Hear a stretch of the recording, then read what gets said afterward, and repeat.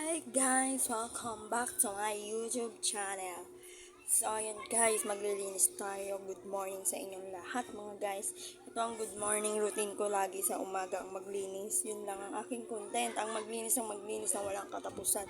Kasi guys, alam nyo ba, sobrang alikabok dito. Kasi malapit kami sa kalsada.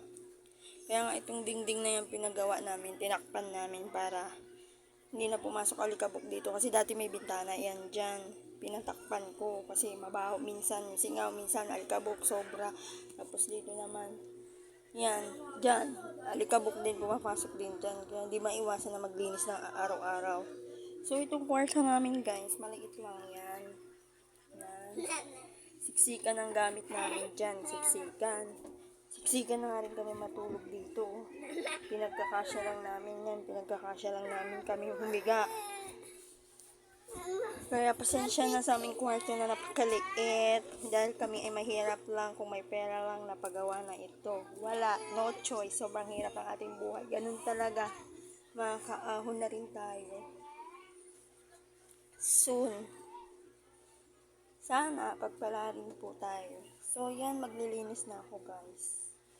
Update ko kayo pag malinis ng aking kwarto. Go! Ayan guys, tapos na ako maglinis. Pinawisan na ang girl na to.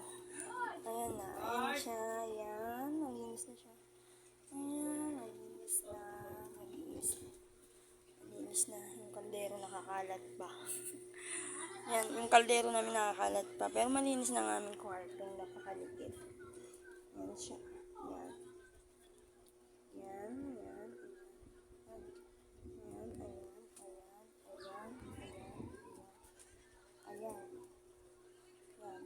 Kita nyo na, maliit lang ang aming kwarto. Kahit pumunta pa kayo dito, ikutin nyo. Apakaliit lang ang aming kwarto.